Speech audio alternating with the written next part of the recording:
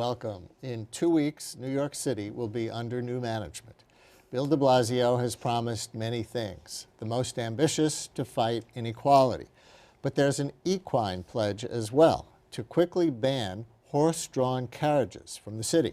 How did that get so high on the agenda? We'll examine the new power politics of animal rights and the ethics of putting an age-old business out to pasture. Also today, the legal intricacies of unpaid internships. We will meet the young man who sued Fox Searchlight Pictures, demanding pay for his work on the film Black Swan.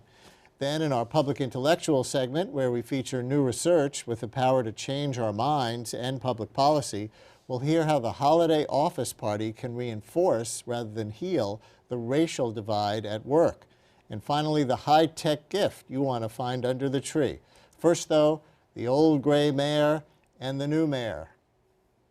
We are ending horse carriages in New York City. That would be my plan, my administration's plan. We would need the approval of the city council, but we'll get it done because there's no place for horse carriages anymore in New York City. And by the way, major cities all around the world have been ending this because it's cruel, because it's inhumane, and horses don't belong in the middle of the busiest city in the world. So we will get this done, and we'll get it done quickly. And yes, I receive support from a union that feels the other way, but that doesn't change my opinion one bit. And I've made that clear to that union. I'm moving forward on this plan. Then mayoral candidate Bill de Blasio on October 22nd. His promise to ban horse-drawn carriages raises many questions. Will it be kept, and when? How did the animal rights people become a political force? Are they right that a workhorse has no place in a modern city? And what about the drivers who depend on the Central Park carriage trade for a living? We'll explore all that now with two sets of guests. First, animal advocates Allie Feldman, Executive Director of NYCLASS, New Yorkers for Clean, Livable, and Safe Streets, and Wendy Kelman-Neu, CEO of the Hugo Neu Corporation, which supports sustainable projects. Welcome to both of you. Thank you very much for coming in. Is Mayor de Blasio going to keep this promise? Absolutely. We have 100% faith in Mayor-elect de Blasio that he's going to stick to his word and end the inhumane carriage horse industry as we know it. De Blasio did not support a previous effort when he was in city council. What makes you so sure that he's changed? Mayor-elect de Blasio since 2009 has been a big supporter of ending this inhumane industry. You know, not every elected official right off the bat takes a stance on animal issues, and he's somebody who we respect in that he really listened, he really learned about the industry, and eventually he evolved his point of view. He's done numerous rallies with us, press conferences. He's written about this in the Huffington Post. Animal protection is something that means a lot to him, and it means a lot to his family as well. And we're very excited to see the incoming first ever pro-animal mayor of New York City. What's your company's role in this? Well, my company doesn't have a role in this, actually. I, as a private person, have been very engaged in animal rights issues for several decades, and I have always thought that the carriage horses were a very visible example of how we treat animals. And so for me, I sort of came to this movement not just as an animal rights person. Actually, I was also very interested in social justice issues and environmental issues, and I see this as part of our involvement into a much more just and fair society. Animals, just like people, poor people and children, are voiceless in this society, and so for me it's all really part of a whole evolution towards a more progressive city.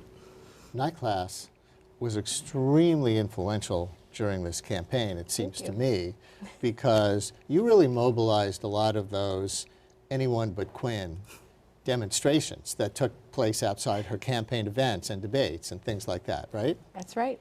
And people may have thought it had more to do with the human issues, paid sick leave, take your pick, but not that you didn't have coalitions with those people, but NYCLASS was the leading edge of anyone but Quinn, right? That's right.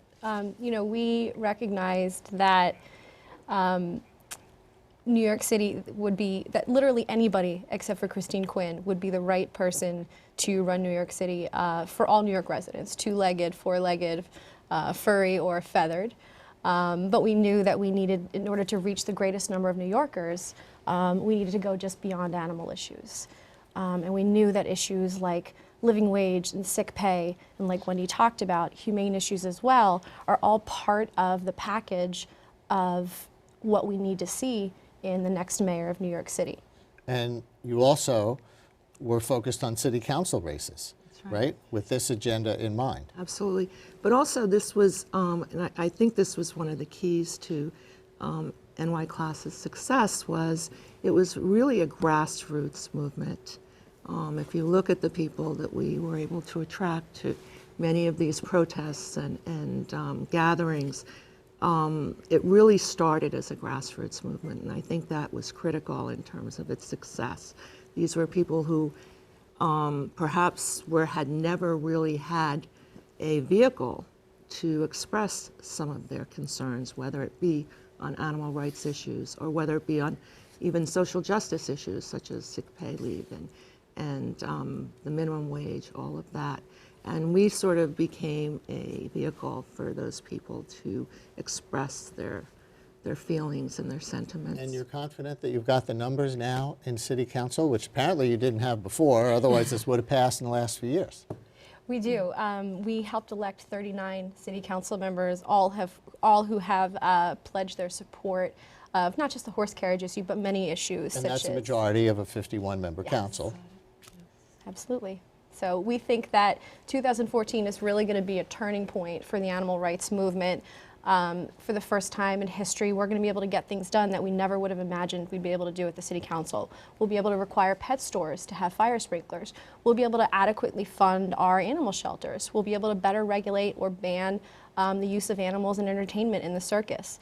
There's so many common sense measures that we wanted to do during the last administration where we couldn't even get our foot in the door. And now under Mayor deBlasio and our pro-animal City Council, we're going to be able to accomplish a lot. What about the people, these drivers who are going to be put out of work? Well, we have also, I mean, I am personally, and all of us are very concerned about anyone who is put out of work. And so we have provided for that in that we have developed a electric antique car, which is presently in production, the first one. And let's take a look at this antique car in production. Our viewers can see it on the screen. And as you can see, it's something very innovative. It's, I believe, will attract even more tourists and will create businesses for these drivers that is even more sustainable and more viable for the future. Innovative if it was 1910. So the point is to preserve the feeling of something old-timey around Central Park, right? And this will actually, and Allie, you can speak to this, but it will actually be a vehicle that can move through other areas of the city once we have it on the streets. So it won't be limited just to the Central Park area. But you're arguing that more cars is more environmentally sustainable than having horses, creatures. Are you?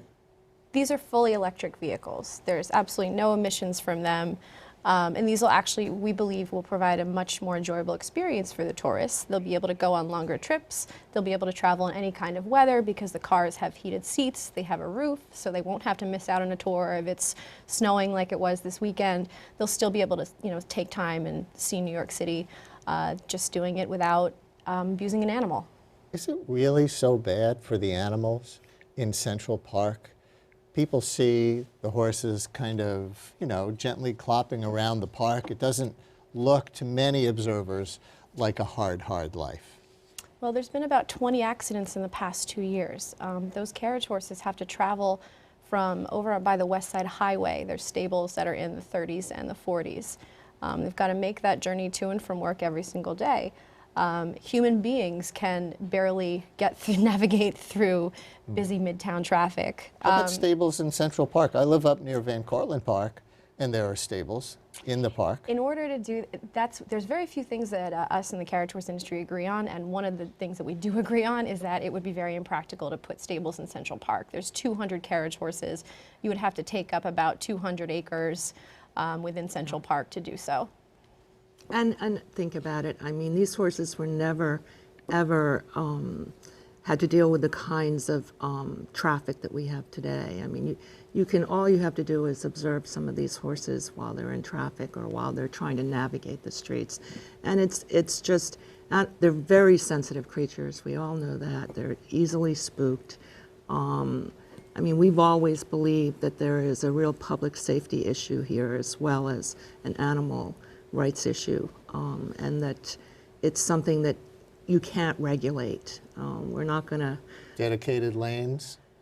dedicated Wouldn't do lanes it? for horses. No, I mean, the streets are already trafficked enough. If you were to take away another lane of traffic in New York would City be just for very- horses, just for one small industry, I don't think that would be very fair to pedestrians or for motorists. And I think these photos that we're about to show may be one of the reasons for your clout. Let's put up one of these shots and tell us what we're looking at here. This was a carriage horse named Charlie who was on his way to Central Park on October 23rd, 2011, when he dropped dead on city streets. This right here is a picture of Chris the carriage horse. This was from this past August. Chris was near Columbus Circle. He got freaked out by a passing car. He spooked, flipped over the carriage, and fell to the ground. This was Doreen the carriage horse. This again happened in Columbus Circle. She was smacked by an SUV and ended up on the windshield. This was Oreo the carriage horse. Oreo was, again, up by Columbus Circle. He became spooked by some construction that was going on nearby, and he freaked out, overturned the carriage, dumping out the driver and his passengers, and bolted down the street for several blocks by himself before he was tranquilized on city streets in front of hundreds of onlookers and taken back to the stables. The other side will say you can point to a few gruesome-looking accidents, but they're really very rare. Wrong? I mean, I believe that 20 accidents in 2 years is 20 accidents too many.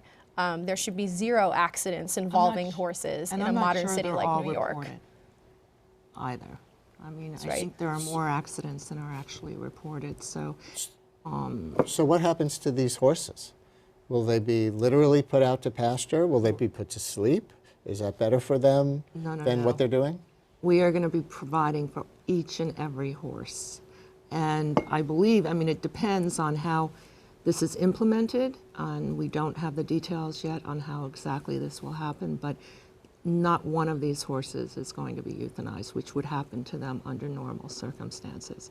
So there are homes, unfortunately, like most animal situations in this country, there is an overabundance of animals, but these horses, because they are carriage horses and they have certain qualities, people are anxious to save them. So we will provide for them.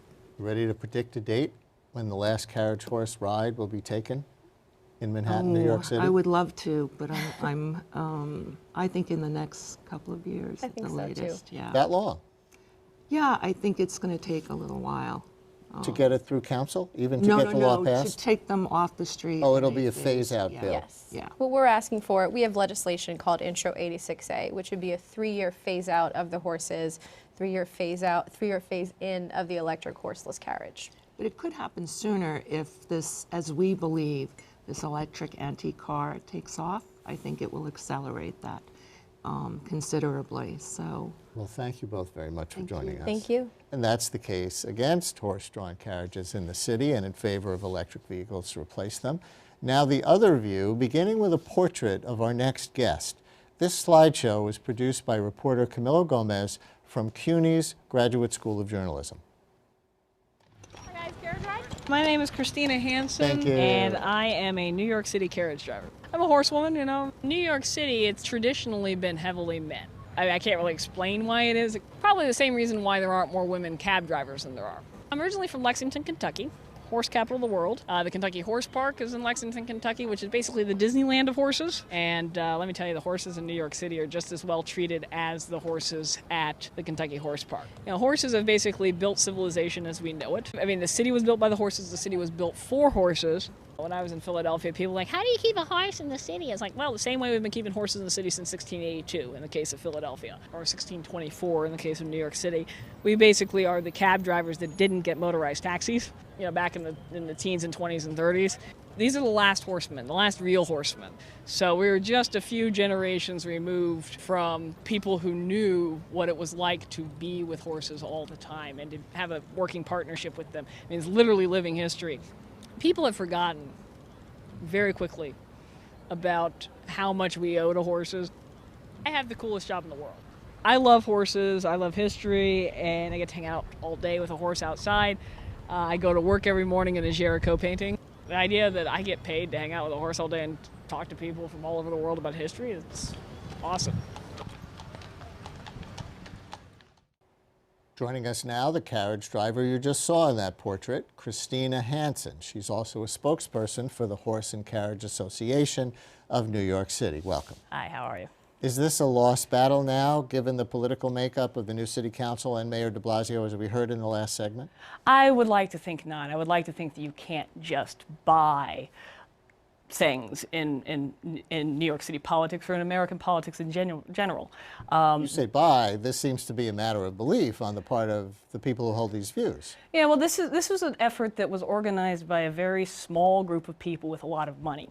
You know, NYCLASS likes to say that they are a grassroots organization. It's what Lloyd Benson used to call AstroTurf. It's where corporate or a small group of wealthy individuals put forth a movement that maybe appeals to people either through misinformation or other things, but is not actually coming from the grassroots. AstroTurf refers to something that looks like grassroots, but is really fake. It's really fake, kind of like the car is fake. Yeah, so. Right, but nevertheless, the car it seems to appeal to the politicians right now. So would you have to go to court and sue? Is that your remaining recourse? Well, we're prepared to go to court and sue. We're prepared to take this as far as we have to.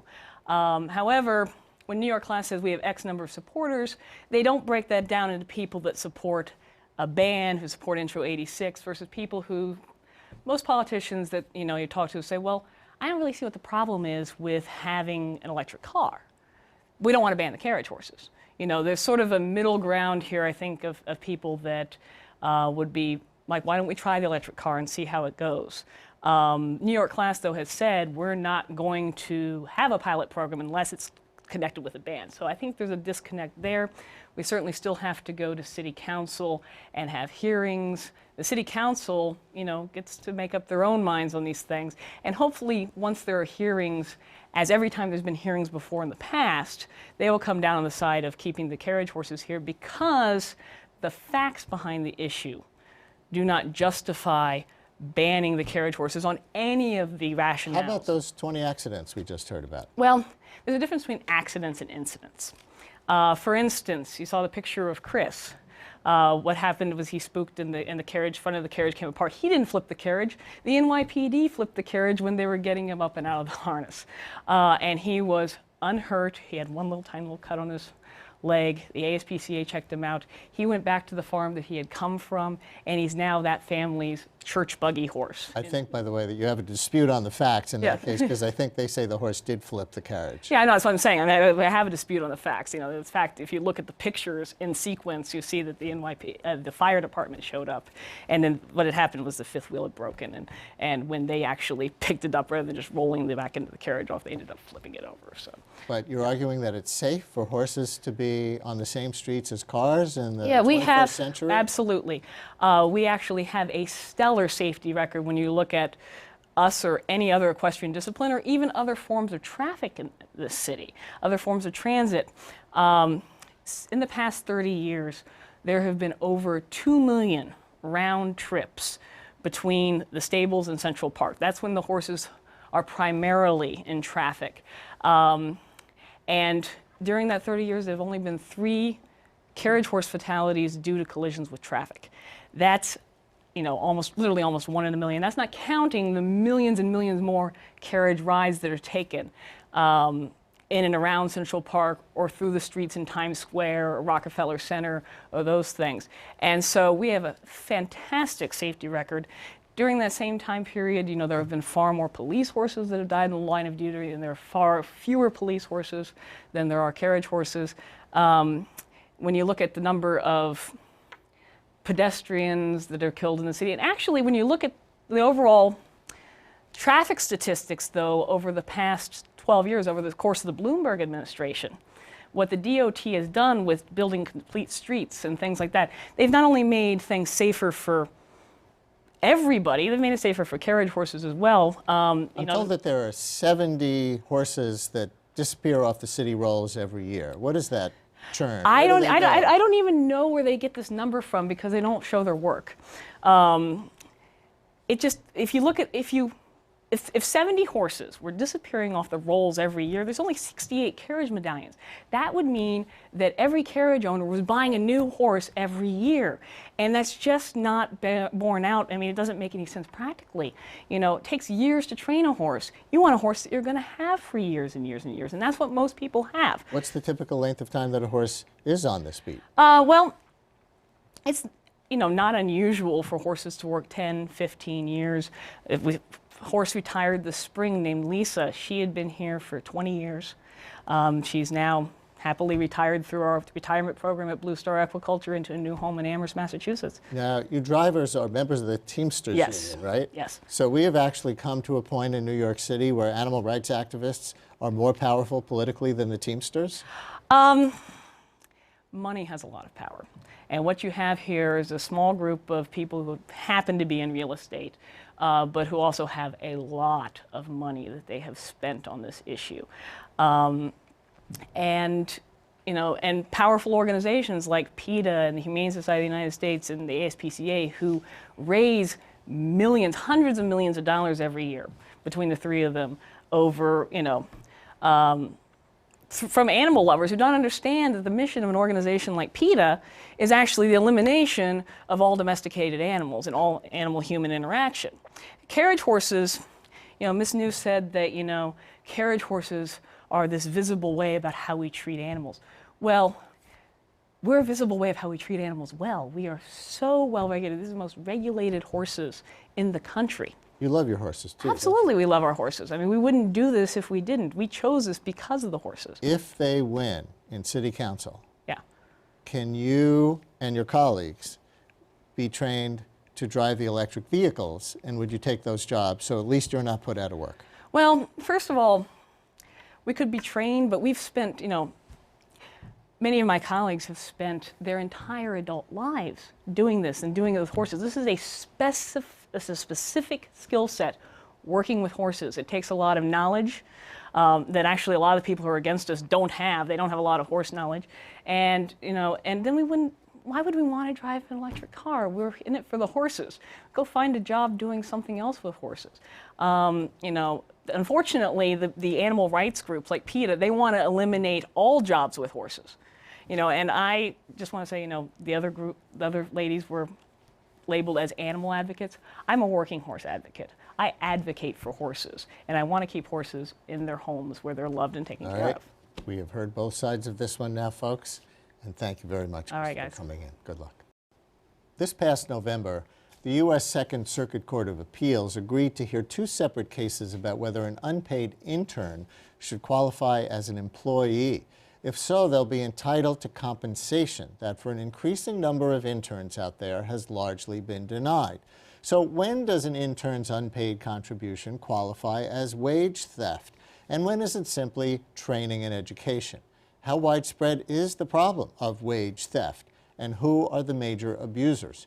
Here in our New York studio, intern rights lawyer Maurice Piank, and via Skype from Washington, D.C., we are joined by the Economic Policy Institute's Ross Eisenbray and Eric Glatt, plaintiff in the infamous Black Swan intern rights case involving a lawsuit around his unpaid work with Fox Searchlight Pictures. It could be decided as early as spring. Welcome to all of you. Thank you very much for joining us. And in Washington, hello from New York.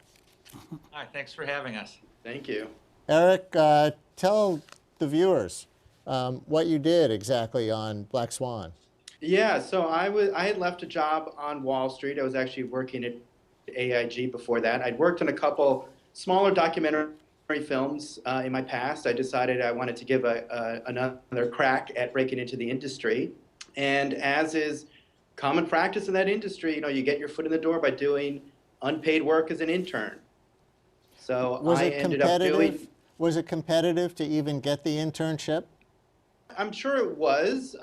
I saw a lead through my alumni network. Someone who went to the same undergraduate school as I had was working for Darren Aronofsky, posted that they were looking for unpaid interns. There were many openings in the production, all in non-union departments. And yeah, so I interviewed for it, talked about which department would suit me, and took a job basically serving as the unacknowledged accounting clerk. So did you know the terms of the internship when you took it? And when you say unacknowledged accounting clerk, were you doing work that you didn't expect to be doing? No, I was doing exactly what was discussed during the interview and what I expected to do, which was productive labor. I assumed, as I think most unpaid interns do, who when they walk into these situations, that the arrangement the offer they're accepting from the employer is legal. But as it happened, the New York Times published an article right when my internship was winding down, sort of laying out the legal requirements, the labor law around it. And as soon as I read the article, it didn't take me more than a minute to get it. Why that's the law is there. A perfect cue to turn to the lawyer on the panel. And Maurice, what is labor law here? Why would it have been illegal for Eric and others to take that kind of internship? Well, the Department of Labor in 2010 came out with a 6-point test that explains if an internship is legal or not. The most important factors here are does the intern replace a paid worker? I think it's easy to argue that the interns on that set of the Black Swan and other interns were replacing paid workers. Another important factor is that it needs to be truly educational. The interns on that set and others, they may have gotten some education out of it, but to make it truly educational, as similar to the education they'd be getting in a classroom, I think is a stretch to say.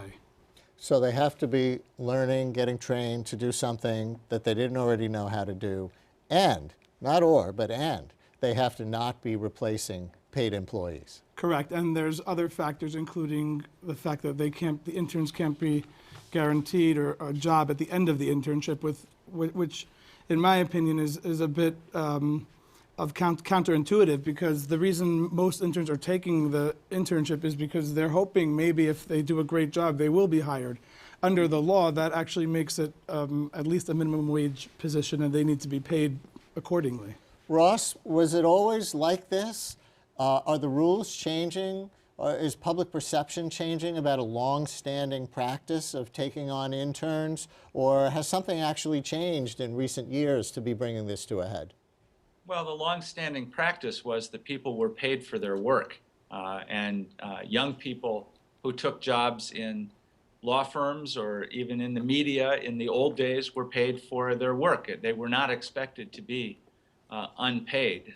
There were internships, there were co-op arrangements that were paid through schools like Northeastern. There were lots of different ways that young people got their foot in the door, tested out an industry or an occupation, and were evaluated, along the way by their employers. But they were paid, and that started to change, I think, maybe 20 or 30 years ago, and has taken off in the meantime. In certain industries, it's just become a fact of life that people are expected by their employer, who is an employer, to do the work unpaid. But you say certain industries. Is this primarily a problem in the creative industries, because that's where there's so much supply and so little demand for paid work? It's competitive. People are trying to break into showbiz, more or less, or into other creative fields. It's a matter of bargaining power. That the more there are people who are desperate to break in, the more power the employer has to take advantage of them. But it doesn't make it right. It doesn't make it legal. It has never been legal to do that. It's just that there is a culture now. Employers feel entitled to have young people work for them for nothing, and in some cases, not so young people. It's actually spreading into more and more fields. I hear about law firms now that are taking not just law students, but even legal graduates, law school graduates, and hiring them as unpaid interns, to give them, experience. But that's frankly just BS. Maurice, are most of your clients here in New York, and we should say you don't represent Eric, you represent other people in your practice here in New York. Do they tend to be in the creative industries? Yes, absolutely. They tend to be in the creative industries, and I think the primary reason for that is supply and demand, that the people at a very young age, they want to go into, say, fashion, they want to go into journalism, or they want to go into acting, etc., and this is their opportunity to get their foot in the door. And in my opinion, much of it is a bit of a scam. They're being led on that if they just do this one more unpaid internship, they will eventually get a paid job. And I've talked to interns who've had 5, 6, 7 unpaid internships, and they're still the same spot where they started. Is there New York law and federal law? And if so, how does New York stack up versus other states in terms of protecting interns? New York law actually, I believe, has an 11-point test that's even narrower than the Department of Labor's 6-point test. And in New York, it's even more difficult for an unpaid intern for a for-profit corporation to truly qualify for this exemption. And I would estimate at least 95% of the unpaid internships in the for-profit sector in New York are actually running afoul of the labor laws. Eric, if you didn't turn around and sue the people you were interning for, do you think you would have gotten your foot in the door to get the kind of job you were hoping for? Well, I mean, I think it's hard to say. I was already slightly anomalous in that I was trying to switch into the industry relatively later in life. I wasn't 22 years old, just out of film school. So, I certainly had a steeper curve to, a higher hurdle to cross to get people to kind of consider me for entry level. And what do you hope to accomplish through the suit for yourself? What do you hope to win? Oh, what I hope to win is what we're getting, which is we're seeing a movement growing of people standing up against this practice. This is a form of corporate. I mean, it's a form of corporate subsidization. These people are writing themselves a check for free labor, laughing all the way to the bank. We're in a jobless economic recovery, and people are scratching their heads trying to figure out what to do. Meanwhile, you've got big businesses taking advantage of this. You've got the federal government itself taking advantage of it. You've got the Supreme Court, the judiciary doing it.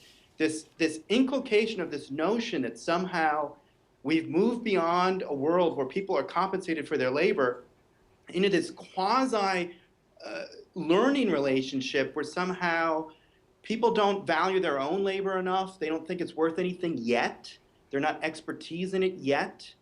Their employer holds all the cards and determines when they're finally good at their hard work, diligence, thoughtfulness, attention to detail is finally worth paying for, in the middle of a historic job crisis we haven't seen since the Great Depression. But Ross Eisenbray, is there a more sympathetic way to look at the employer side of that because of the hard economic times that we're in, that maybe in some of these creative industries, including the news business, which the old economic model has kind of dropped out of the bottom of in many cases, that this is the way that they can train people and go forward and eventually hire the best qualified?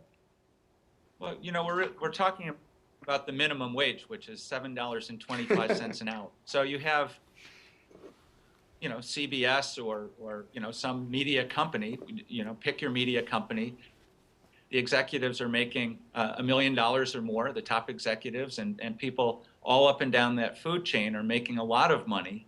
Those companies could rearrange their pay systems to pay starting salaries to their starting workers. They could pay them $7.25 an hour or even $10 or $15 an hour and probably still turn a good profit. So And Ross, I working, really for have to- working for an advocacy group that I know is concerned with inequality in general, are you also against internships the way they exist because they exacerbate inequality? I think we all know that the people who can take internships to begin with that are unpaid are those who come from better off families as opposed to those who really have to go out and work to put food on the table today when they graduate.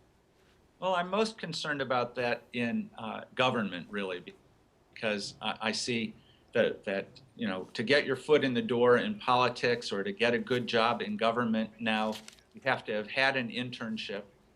Certainly, that's true in the U.S. Congress, and there, you know, it's going to mean that working class kids and poor kids are never going to be able to get into those positions. As an economic matter, I think it's less clear that unpaid internships really do any good. There's evidence that that a paid internship results in you know, a job prospect and better salary offers than no internship at all, but that an unpaid internship actually hurts the person who takes it. So, Maurice, last word in 20 seconds. Is this the beginning of the end for free labor in these kinds of positions? It should be. For the for-profit sector, they're facing millions of dollars of liability in court, costing them lots of money to pay their lawyers. The simplest thing to do is to pay them $7.25 an hour, and all these issues will go away. How different for the nonprofit sector, which also uses a lot of interns, and in some cases may just rebrand them as volunteers? The nonprofit sector is not as clear. The law is not as clear on that, so I can't really give an answer on that one. But for-profit sector, for sure, you know, there's a lot of problems with it. Thank you all for coming on. We really appreciate it. Okay, thank you, Brian. Thank you. Time for another segment in our series, Public Intellectual, where we examine new research with the power to change our minds and public policy. Today, appropriate to this festive season of the year, how the holiday party can backfire. Turns out these gatherings and other such workplace social events may not bring the staff closer together, but rather make even more evident racial and other divides. Columbia University business professor Catherine Phillips has co-authored a study of this in a paper called Getting Closer at the Company Party. Welcome. Thank you. Give us the background of this. We're at the holiday party somewhere, and wherever they do it, in the conference room, God forbid, or you know, in some nice restaurant or bar or something like that. What's taking place that you wanted to study? Yeah, so it's interesting how in organizations we work really hard to try to bring people closer together. And these holiday parties is one natural way in which we tend to do it. We tend to think if we can just bring people together in a nice festive environment, then in fact perhaps they'll be closer to one another. But ultimately many people tell us that they do this out of obligation. They dread going to the holiday party. They think it's just another kind of obligation as part of the work that they do. And they don't necessarily see it as an opportunity to really build relationships with people, which is, you know, what we're hoping they might do there. We're going to show some of the graphics with some of your data and results. But tell us first the methodology. Yep. Who did you observe and how did you measure? Okay, so we did two studies here. The first one was with MBA students, so students who actually had just left the workplace and had joined our MBA program. And they were given a survey, and we asked them everything from how much did they actually like their coworkers, you know, how close did they feel to them, to kind of who were their coworkers. So we gave them kind of a social network survey where they told us who they worked with, they told us what the race and gender and some other things were about these individuals, as well as a host of questions about their own work experience, how satisfied they were, things like that. So we tried to get at what their experience was really like in the workplace they had just left. Then we also asked a cross-sample of just American adults, working adults, using a survey tool where we were able to sample about 200 plus people, right, to get their experiences as well. So let's put up the first graphic here. Yep. And tell us, this is from your data, obviously. Yep. So what does this tell us? It seems to tell us that holiday parties can bring people closer together. Yeah, in fact, holiday parties can bring people closer together. I mean, this is showing us integration behavior at the bottom there, that the more you integrate, the more you actually participate in these kinds of things, sharing things about yourself, participating in social activities, the closer you feel to people Now, we should on say average. you don't mean racial integration by integration No, I behavior don't. in I this don't. case, Let me right? be very clear about that, right? So integration behavior basically means things like sharing personal information about yourself, your family life, etc., participating in social activities like company parties, happy hours, those kinds of things. Hanging out. Yeah, hanging out, right? Hanging out in a social way with people, right? Right. Yeah. But let's look at graph 2. And here, if you look at the axis along the bottom, now you look at integration and integration. Haha. What you were just describing is integration behavior with racial dissimilarity in the group. Yeah. Okay, so when we asked people who they worked with, we asked them what was the race of those individuals, what was the gender, et cetera. And so we're able to get a measure of the actual diversity of the team that people are working in. And then we can say, how different are you from the other people in your work group vis-a-vis your race, right? How dissimilar are you? And so people who were more racially dissimilar, you can see that the red line just kind of goes flat, right? So the more integration that they do, it doesn't necessarily increase how close they feel to one another. Right, because the closeness axis, the one going vertically, that measured whether you felt more close to the person, to other people, your coworkers, after the party. That's right, that's right. And this was kind of a global assessment, because if you think about it, this wasn't right after the party, right? Right after the party, maybe you do feel kind of like, this was fun, it was worth the evening, I had a good time. But this is more of a global assessment of how much are you doing these kinds of things, and how close do you feel to people. So these kinds of activities are not necessarily making you feel closer to people when you're in these racially diverse environments. That's what this data told us. And this was with MBA students. So one of the things I want to point out, sometimes people think this is just about minorities, not feeling close to the majority group. It's like, well, yes and no, because really the people that we sampled were majority white. Right? So the people we sampled here, the MBA students in the program, it was 70% of them or so were white. And they also were saying, when I'm in an environment where I'm really different from other people, I don't feel as close to them as a function of integrating. And how did you measure that? What kinds of questions did you actually ask? Yeah, we literally asked people a couple of questions. But the really basic, how close do you feel to the people that you work with in your workplace? How strong is the relationship? What's the quality of the relationship that you have with them? And so we did it a couple of ways. This bonding social capital measure that you see on the next graph that you'll see is a measure that asks several questions about how close are the social relationships that you have with the people that you work with. So you can think about this as, are these people that you go to work, you have chit chat with them, you get along, it's fine. But then there's some other people where the relationship that you have with them just may be deeper. Perhaps you talk about things that's happening in your life. Perhaps you may even invite them to things outside of the workplace, perhaps to your home or to some other activities that are happening. Maybe you invite them to your children's school play. Whatever it is, it increases the quality of the relationship between the individuals. So that's what that closeness means, right? Yeah. So let's look at this third graph. Okay.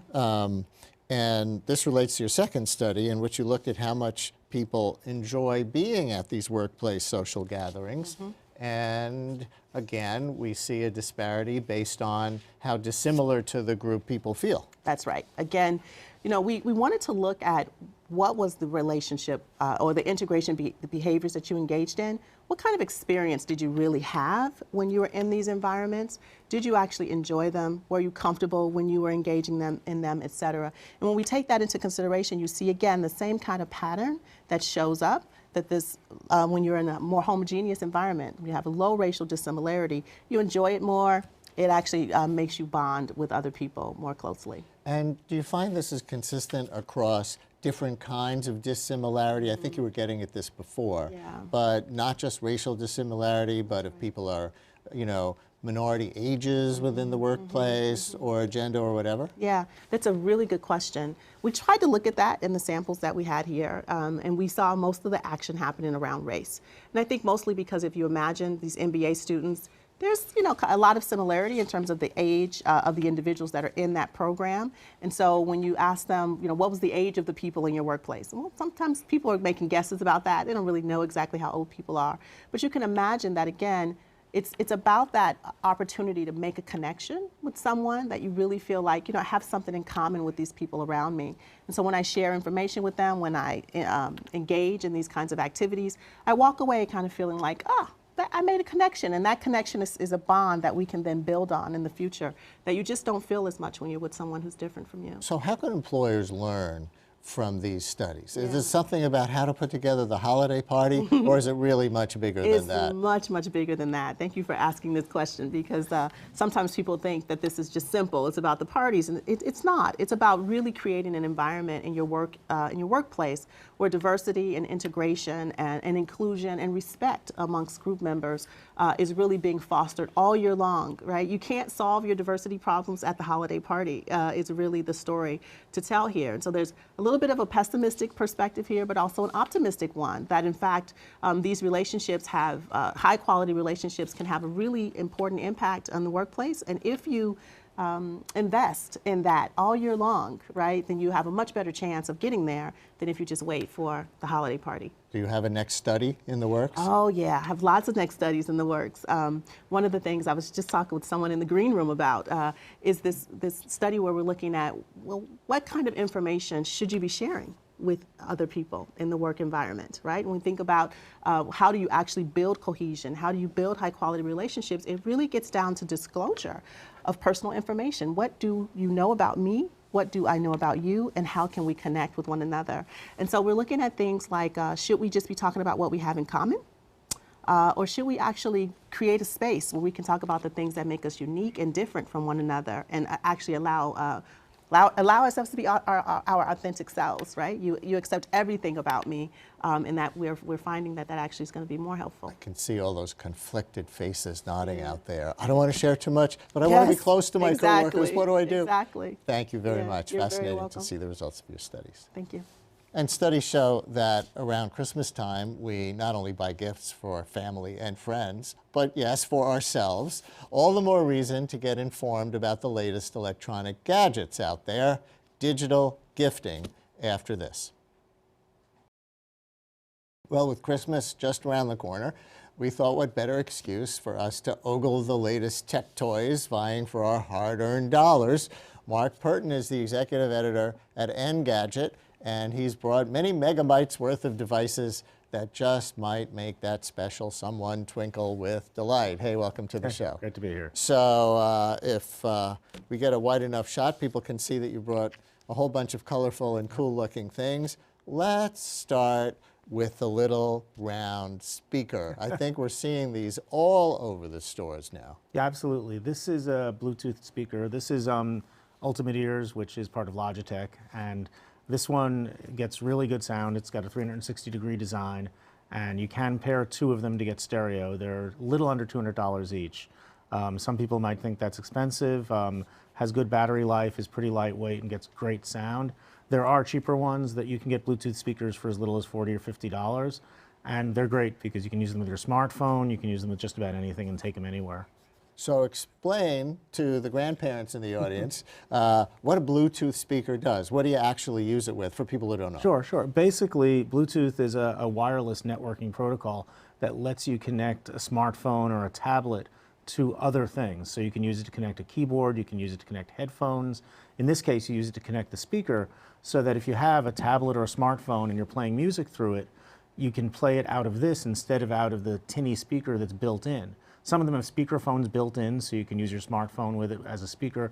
But the main thing is for real high-quality audio, if you're listening to music on your smartphone or tablet, as a lot of people do now, it becomes a portable audio system with great sound. And unlike old-style stereos, you don't have to have the wires running everywhere. No, that's right. That's right. That's what the Bluetooth does. Yeah, it gives you wireless it's incredibly capacity. convenient. All right, let's go on to something else. Why, what's that thing right there that looks kind of like a tablet computer and just a little bit like a laptop? Yeah, this is the Asus T100, and it is basically a hybrid laptop tablet. You can open it like this, and it basically works like a relatively small laptop. Turn it around more toward me. You open it like that, it works like a pretty, it's got Windows 8.1, and it works like any other Windows laptop. the full version of Windows, so you can install all of your programs, Microsoft Office, Photoshop, whatever you want. So it's Some got of them will the run a touch little screen slow, but we it's got, see from the swipe you just right, it's got did, a touch screen. and it's got an attached keyboard. And it's got an attached keyboard, but if you want to just use it as a tablet, you press this button here, and this detaches. Can I hold that oh, for yeah, just absolutely. a second? It is every bit as light as an iPad. Yeah. Without the keyboard. Right, exactly. And you know, just reattach it. And the advantage to this over a traditional tablet, obviously, is you've got the keyboard, it works like a full laptop, and it really is a full laptop. If you use an Android tablet or an iPad, you're using a sort of stripped down operating system that won't run all of your desktop software. This will. What's the cost and how does it compare to an iPad? This sells for about $300, which is less than an iPad.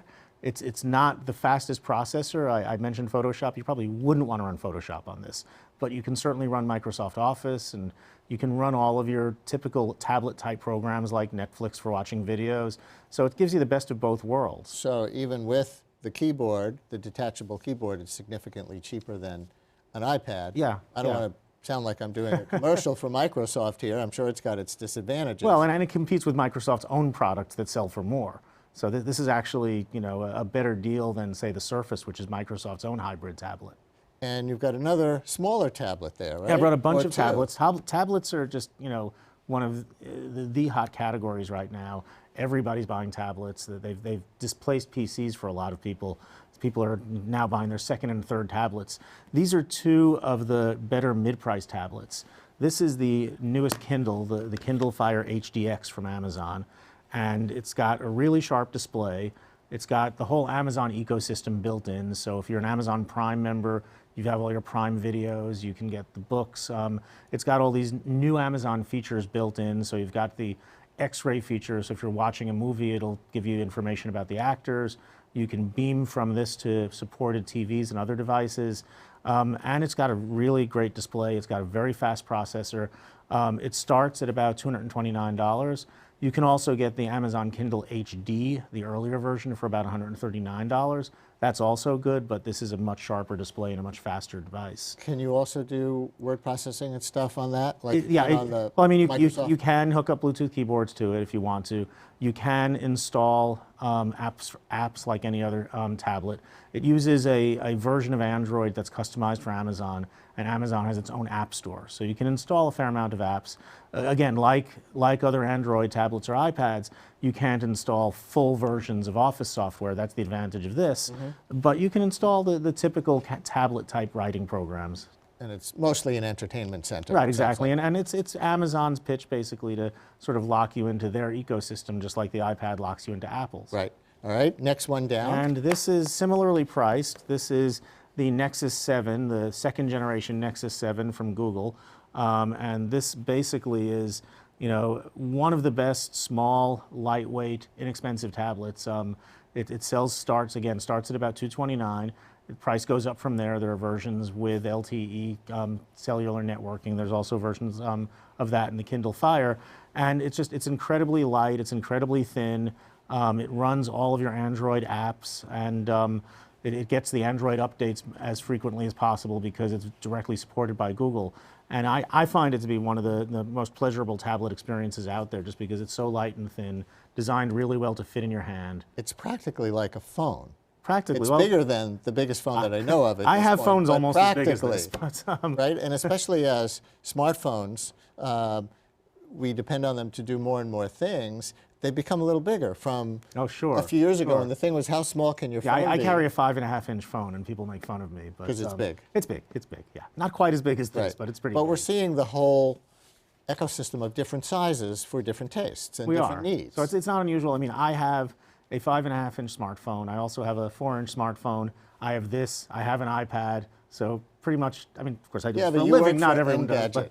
but it's not unusual for people to have these. So what are these pickup sticks you got? Sure, there? this is a pretty cool thing. This is now shipping to people who backed it through Kickstarter. So people who did are getting it for Christmas. And hold it up, hold up one of those packages. This is called the 3 Doodler, and they market it as a 3D printing pen. 3D printing, you have these printers that will basically, you take a design that you make on a computer or that you scan, and it'll print whatever you want in 3 dimensions using plastic or metal or other materials. I totally don't understand yet. Is Okay, that but the pen? this takes a similar concept. Think of it as a sort of hot glue gun that you can create 3D images with. You basically use these, and they go inside, and then you essentially draw in 3 dimensions. So I'm not going to try doing it those because are I'll mess up your desk. Color sticks? Right, these are color sticks. They go inside, and once this is charged and they are inside, it's very much like a glue gun, except you can draw. So you do that, do that.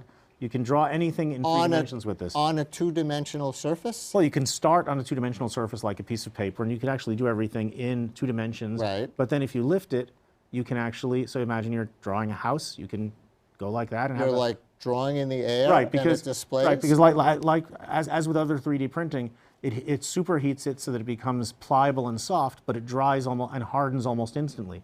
So as you're going up, it's hardening behind you and becomes a full 3D structure.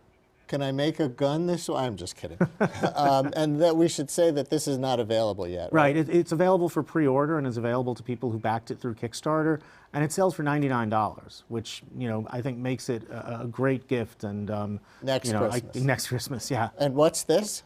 This is a real interesting thing. This is from a company called Nest. They came out with an internet-connected smart thermostat, and this is their second product. It's their Ready in the dining room. it's their smoke. It's their smoke and carbon monoxide detector, and you know a lot of people don't like smoke detectors or carbon monoxide detectors. They don't like having the beeping battery warning that chirps forever.